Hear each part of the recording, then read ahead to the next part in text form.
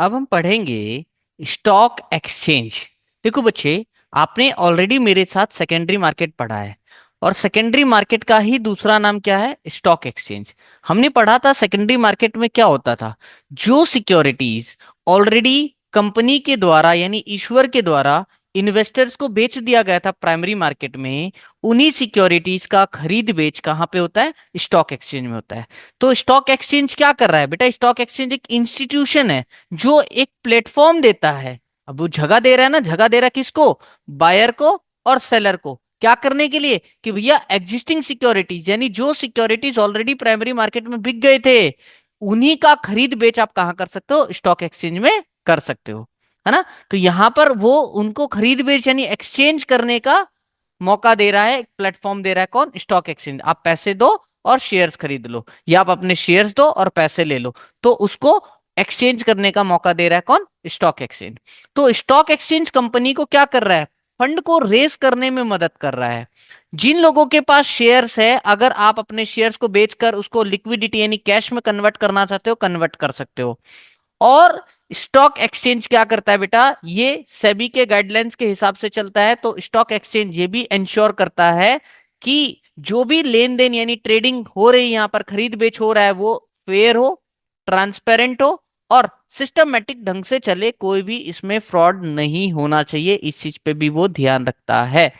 वो इन्वेस्टर की सेफ्टी का पूरा पूरा ध्यान रखता है। ठीक है। तो ये हमारा था स्टॉक एक्सचेंज। अब हम पढ़ेंगे फंक्शंस ऑफ स्टॉक एक्सचेंज। देखो ये बहुत ही इंपॉर्टेंट टॉपिक है और बहुत इजी है। तो सबसे पहला, स्टॉक एक्सचेंज क्या फंक्शन निभाता है? ये लिक्विडिटी प्रोवाइड करता है, मतलब कैश प्रोवाइड करता है। किसको? जिन लोगों के पास शेयर्स है कंपनी के। अब आप सेकेंडरी मार्केट यानी स्टॉक एक्सचेंज में आकर अब उन शेयर्स को बेच सकते हो और आपको क्या मिल जाएगा?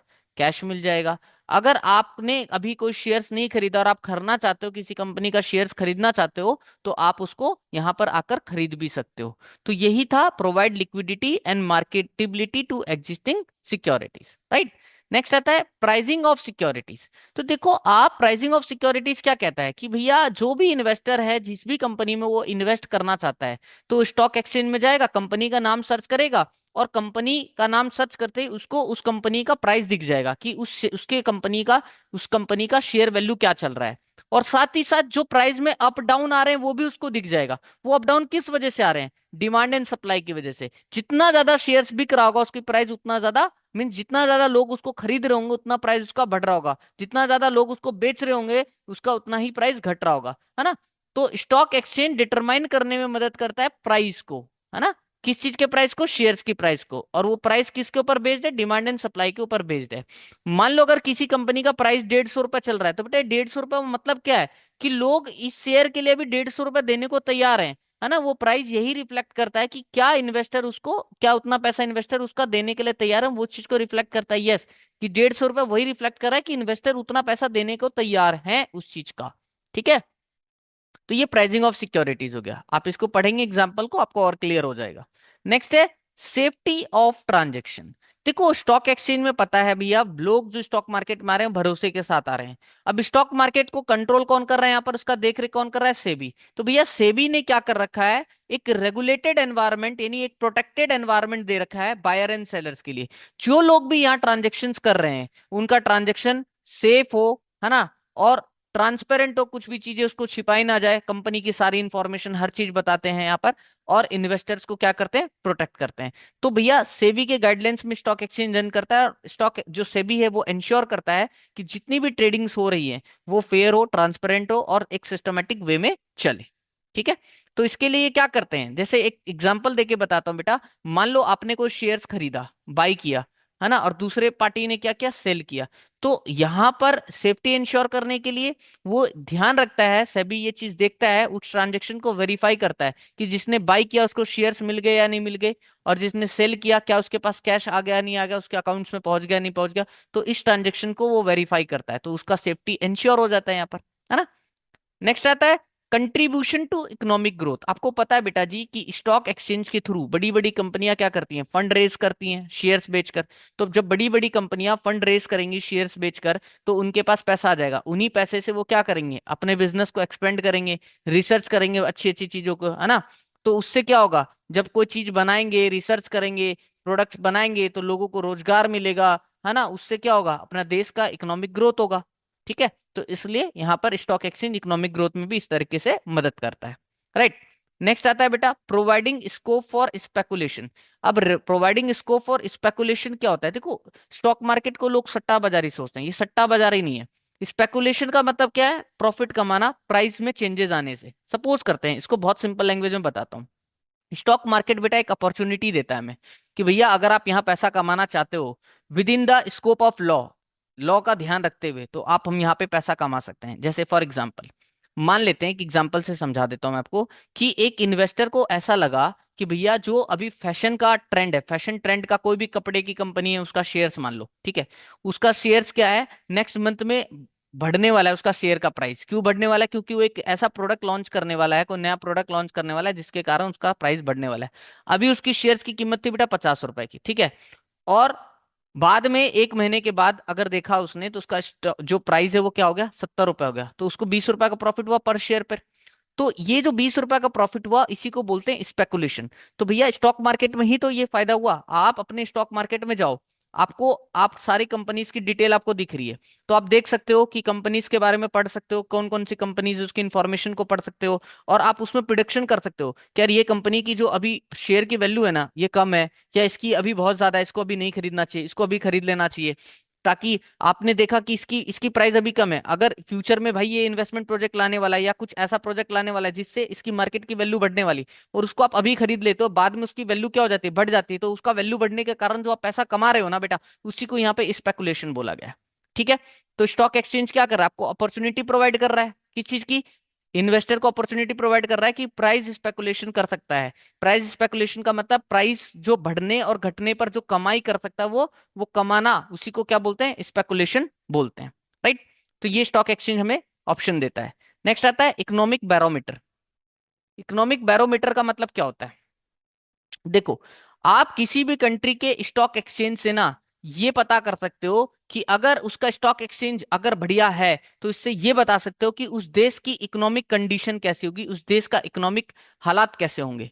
अच्छा सर, हाँ, क्योंकि बेटा जी स्टॉक बैरोमीटर यानी स्टॉक इकोनॉमिक का जो बैरोमीटर है, इकोनॉमिक की जो कंडीशन है वो किससे पता चलता है, हमारा स्टॉक एक्सचेंज के थ्रू ही पता चलता है। सर कैसे पता चलता है, इस चीज को बताओ। तो देखो अब हम आपको समझाते हैं यहाँ पर, जैसे सेंसेक्स है बेटा, इसके बारे में थोड़ा सा पढ़ लेना आप, सेंसेक्स और निफ्टी। निफ्टी के अंदर क्या होता है बेटा, इसके अंदर 50 टॉप कंपनियां होती हैं देश की, और सेंसेक्स के अंदर टॉप की 30 कंपनीज होती हैं। ठीक है, और इन टॉप्स की 30 कंपनी के परफॉर्मेंस के बेसिस पर सेंसेक्स का एक पॉइंट बनाया जाता है, मान लो 1000 पॉइंट बना गया। ऐसे निफ्टी का 50 टॉप कंपनी का परफॉर्मेंस के बेसिस पे इनके भी पॉइंट्स बनाए जाते हैं। राइट।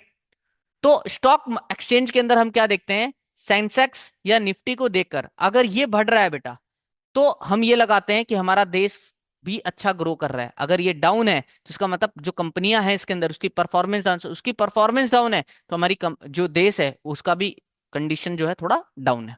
तो ये कह रहा है the performance of the stock exchange reflect the overall health of the economy. जो परफॉर्मेंस रहेगा स्टॉक एक्सचेंज का वही बताएगा कि इकोनॉमी की हेल्थ कैसी है। अगर प्राइजेस बढ़ रहे हैं कंपनियों के तो मतलब इकोनॉमिक ग्रोथ में है, अगर घट रहे हैं तो मतलब इकोनॉमिक ट्रबल में है। जैसे बोला गया इंडेक्स ऑफ स्टॉक एक्सचेंज, जैसे इंडेक्स क्या है, जिस स्टॉक एक्सचेंज का दो इंडेक्स मान लिया मैंने, बोला सेंसेक्स और निफ्टी, अगर सेंसेक्स बढ़ रहा है बेटा तो यानी कंपनी अच्छा परफॉर्म कर रही है। ठीक है, क्या कह रहा है, सेंसेक्स अगर बढ़ रहा है तो कंपनी अच्छा परफॉर्म कर रही है और इकोनॉमी ग्रो कर रही है। उसी तरह अगर सेंसेक्स डाउन पे है तो इसका मतलब हमारी कंपनी अभी अच्छे हालात में नहीं है, इसका मतलब ये बोला। ठीक है, यानी और कंपनी अच्छे हालात में नहीं है तो हमारा देश भी अच्छे हालात में नहीं है। नेक्स्ट आता है स्प्रेडिंग ऑफ इक्विटी कल्ट।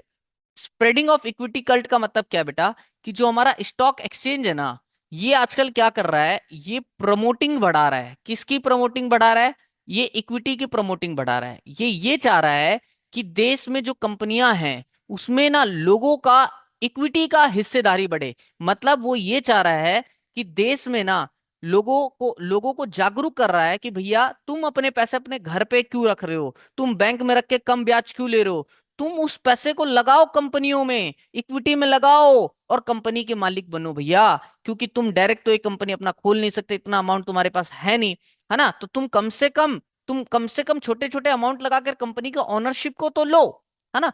तो वो क्या कर रहा है, इक्विटी को स्प्रेड कर रहा है, ओनरशिप को स्प्रेड कर रहा है। तो कहता है stock exchange promote the culture of investing in equity. ये कह रहा है लोगों को तुम ज्यादा से ज्यादा इक्विटी में, कंपनी के में इन्वेस्ट करो, है ना। जिससे वो लोगों को इसके साथ साथ पार्टिसिपेट, अब इन्वेस्टिंग करेगा इक्विटी में, इक्विटी में इन्वेस्ट करने के लिए क्या कर रहा है, लोगों को कह रहा है तुम स्टॉक मार्केट में आओ, ज्यादा से ज्यादा पार्टिसिपेट करो और कंपनियों के अंदर क्या करो, पैसा लगाओ, इक्विटी के अंदर पैसा लगाओ, है ना।